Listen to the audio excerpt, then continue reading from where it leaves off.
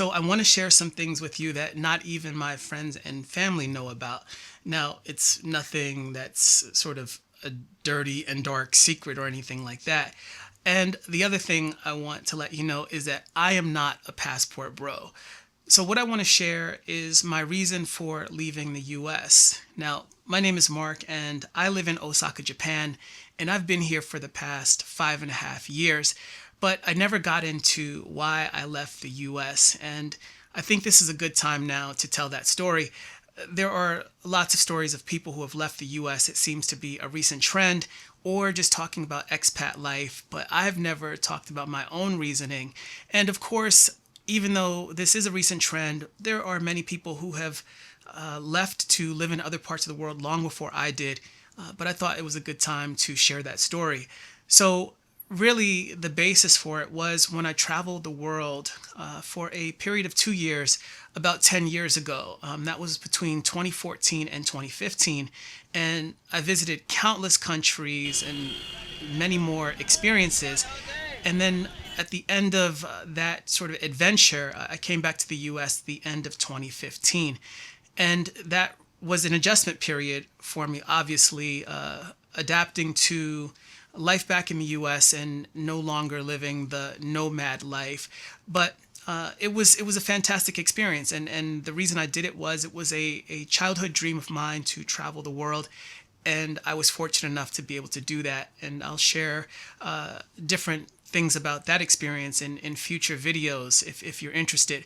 So when I got back to the US, I lived with a friend and his family for about 6 months, and that was helpful in being able to get readjusted back to life in the U.S. And that was just right outside of New York City. I had no job, and I needed to get money or make money because I spent all of the money while traveling. So I found a job about 5 months after getting back to the US. But there was culture shock. One of the biggest things is just the amount of excess that Americans have or consume. So, for example, throwing food away, perfectly good food, that was a real big rub for me with my friends and his family. Whenever they would wrap up a meal, and I would tell them, don't throw it away, save it, save it. And that's something that I learned from traveling, is that when you are on a budget, you don't want to waste anything. And so to come back and see that how easily people can waste things, that definitely was really an adjustment for me, and still is now. I hate to see food wasted. I hate to see anything wasted. So that was one of the biggest adjustments. The other big adjustment was really going back to a routine life. So obviously you have your house and you have your car and you have your job, and that was something that took some time to really get readjusted to. And sort of the challenge with that is that when you're living sort of this life abroad or living out of a backpack, it is unstructured because you're moving from place to place, and your stays are only temporary, even if they happen to be more than a few days. Let's say you stay a week or 10 days in a place, or even up to 2 weeks. You're still moving on inevitably because the goal was to really do a round the world trip. And so I had to keep moving. So that's another story. For the reasons why I left the US was when I came back, not only the things like the excesses and adapting to the routine, but the US was becoming a noisy place. And so at the end of 2015, if you can sort of, recall what was happening around that time, there was a presidential campaign. And without getting into the specifics, I just felt like the whole sort of atmosphere was quite noisy. And that was really problematic for me. I'd been to a lot of tranquil places, had seen sort of a lot of harmony, a lot of civility during that time, and to come back into sort of this noise chamber really didn't sit well with me at all. So that already sort of had the wheels turning. But even before getting back to the U.S., in the last couple of countries that I visited, Philippines and Latin America, there were some things that were sort of or things that I was exposed to that really kind of planted the seeds for me to really not believe that the U.S. was a place that I could be long term. I'd just seen too much. I'd been too many places for that to be a realistic proposition. And then obviously what I knew about the U.S., sort of knowing that that wasn't a situation that I desired, even after traveling. And of course, we all have to come back to reality.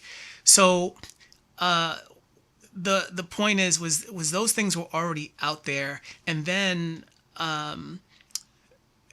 you take some of the other things that were going on in my life at the time. My mother suffered some health issues, and really affected her adversely.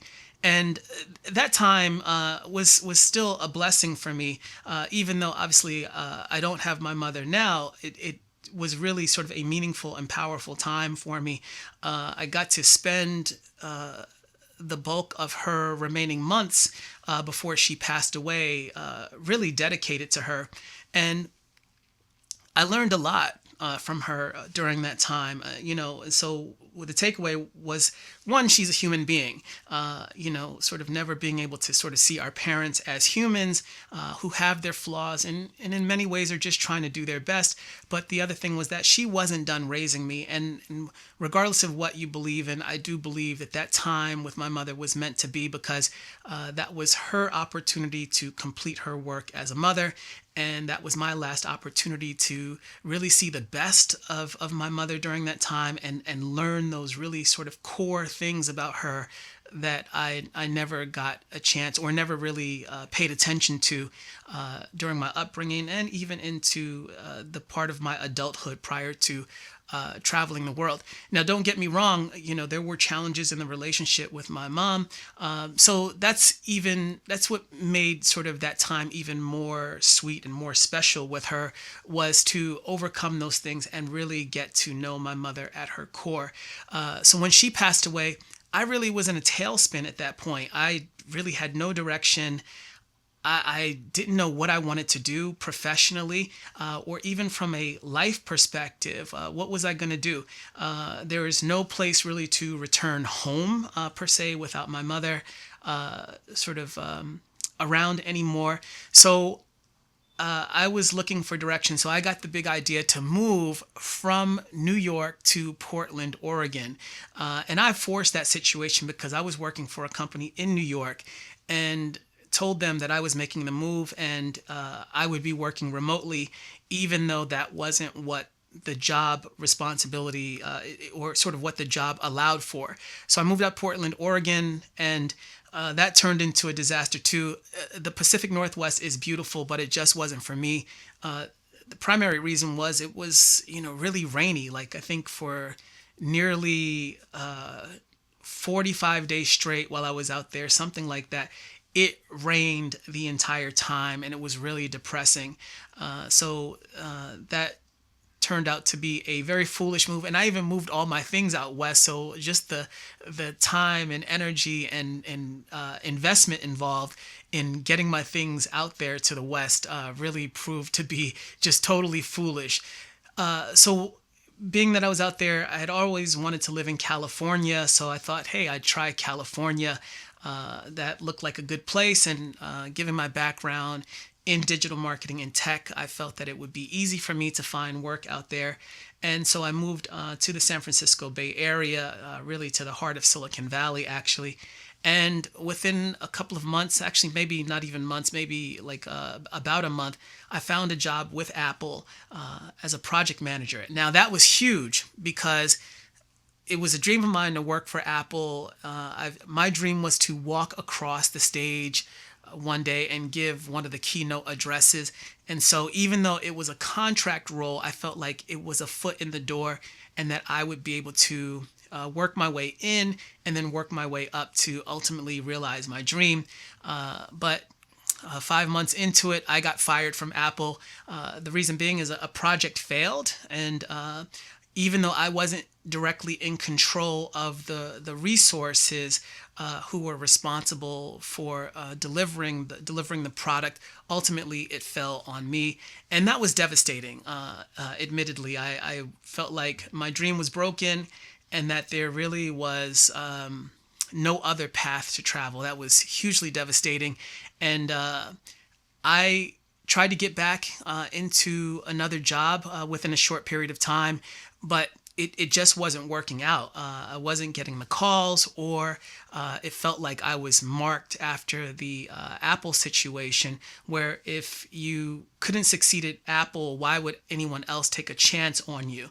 And that's really sort of the reality of the situation. And then I got into a financial situation where apartments in California are expensive. My apartment was $3,500 a month, and I had to cover that. And so didn't have a lot in savings, so I took to driving Uber and Lyft out in California just to have enough money to pay the bills. Fortunately, my lease ended within a few months of getting fired from Apple, so I wasn't bound to sort of this situation where I was just trying to keep my head above water. So as soon as I finished my lease, I bounced out of California. I felt like there was nothing to do there. I had gotten sort of a good picture of Silicon Valley, and it wasn't a place for me. I didn't want to dedicate my life to sort of being among the masses of tech workers that make up the legions for these big tech companies: Facebook, Apple, Microsoft, Amazon, and Google. I just didn't want to be any part of that. And I also, it was really intense. It felt like a cutthroat atmosphere, hyper competitive, but also it was really stressful as well, working 65 hours a week. My blood pressure was off the charts, and I just could not get a break from sort of that sort of grind that was Apple. Now, don't get me wrong, it's not to badmouth Apple or to say that the experience was negative. I'm very thankful for that experience. I learned a lot, and just to say I have been part of Apple still is very meaningful to me. I'll always be grateful for that, but it definitely came at a price. Now, at that time, I was 42 years old, and so, I think you look at sort of your career and your skills and your experience, and you always sort of have this assumption that your skills will be valuable and that there will be something for you to do and that there is a progression for you. And those assumptions got turned on their head when I got fired from Apple, realizing that I was starting to age out.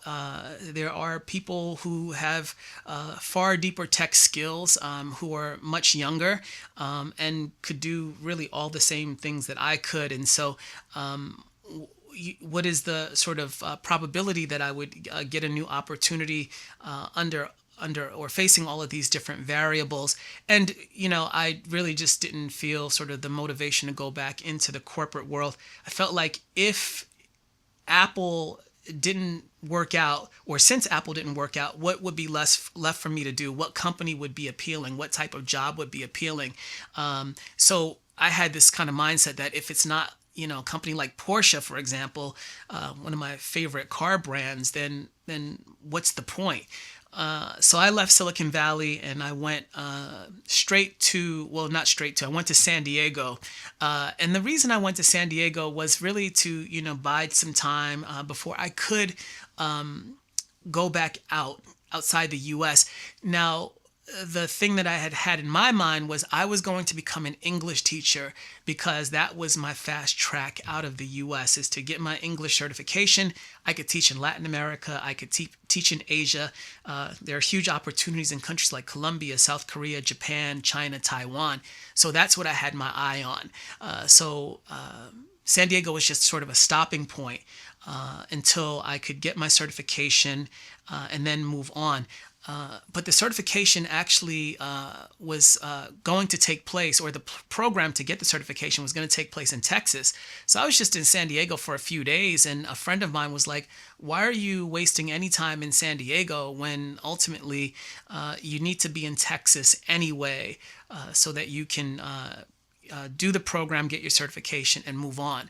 So I abandoned the plan for San Diego. And the reason why I targeted San Diego was because I was certified to drive Uber and Lyft in California. So there was no sort of administrative effort needed to be able to continue to drive Uber and Lyft. Whereas in Texas, I would have to reestablish the various credentials. Fortunately, Texas is quite favorable, so I could actually drive there with a California license and just having an approved vehicle. So I went straight for Texas, Austin, Texas. I was able to secure a car there and also an apartment, and got to driving Uber and Lyft. And then within a couple of weeks, started my English certification program. And that's when I was fully focused on focused on opportunities to teach English in another part of the world. The real sort of decision came down to Colombia, South Korea, and Japan. Colombia fell out immediately because it just wouldn't pay enough for it to be worthwhile. And so, considering sort of what I needed to be able to live comfortably day to day, and then considering all the other variables, being in Colombia, and what are the potential risks, what are the potential benefits, Colombia just didn't seem like the right place to go. So it came down to South Korea and Japan came up first through a what's called an eikaiwa here, and it's one of the bigger eikaiwas in Japan. They called me up, did an interview. They ask you about sort of your working style, your teaching style, your motivations for coming to Japan, because they really are sort of investing in you, because they have to make all of the provisions for you to get your Japan visa. And luckily, they were interested in hiring me, and that started the sort of ball rolling for me to be able to go to Japan. Now, Japan wasn't just a sort of shotgun pick. I had traveled to Japan back in 2010 for the first time. This was well before I traveled the world. Now, I had traveled to other parts of the world, previously Europe, Canada, and then also into Mexico. But back in 2010, my thing was, I want to go far. I want to go to some place that's completely different, and really sort of Japan reflected that. Just going over there, seeing Tokyo, didn't know much about the country, didn't have any real sort of connection, nothing like anime or manga, for example, some of the popular things like Gundam, for example, none of that, just seeing a completely different part of the world that doesn't look like the West. And so I went to Japan, and that was a fantastic experience, but it was a daunting experience too. Japan now is nothing like it was back in 2010. But I was fortunate to really have a fantastic experience there. So there was some history with Japan. And then while traveling the world, I went back to Japan in 2014 and had a chance to revisit some places, as well as see some new places as well. Now, none of this means that I had any real connection to Japan or developed any familiarity with it. I felt like, okay, I knew enough that I could make that decision to go there. I had never been to South Korea, so I didn't have any information on it. And I never got a call for an opportunity in South Korea anyway. So Japan was it. And my thing was, I'm going to get there. I will do the teaching job, and I will use that as a pivot to a new opportunity. I'll find something professionally because I've got the skills, I've got the experience. Surely Japan could use my skills and experience over here, and that was the thinking. So spent about 4 months in Austin, Texas, and that was a fantastic experience. If I could do it all over again, I would trade out Portland in favor of Austin. I just love Austin, Texas so much. But it didn't work out that way, and the bigger goal was to go back outside the U.S. And so that's really how the whole thing came to be. And then I had a chance to spend time with family and friends in the weeks and months leading up to me moving on to Japan. And so that was also a really interesting time because you feel like you're just gonna be going on to Japan, and then before long you'll be back visiting family and friends. But the reality is that Asia is a long way away from the U.S. Almost no matter where you are outside of the West Coast, and even that is a lengthy trip. So that's really sort of what drove the decision to come to Japan. And so here I am. And let me know what you think about that, or if you have any questions. Now, I'll tell you, there will be more to share with you about Japan and my experience here, and even some of the things that happened immediately after I got here, and what that looks like 5.5 years later. So if you're interested in that, definitely feel free to check back on these videos, and also be sure to hit that like and subscribe button, and also share your comments and questions on what I shared in this video. Also, if you want to learn about certain aspects of Japan and Japanese culture, be sure to leave a comment in the comment section below. So thanks for checking out this video. The next one will be coming up very soon, and I look forward to sharing more about Japan and my experience here. See you soon.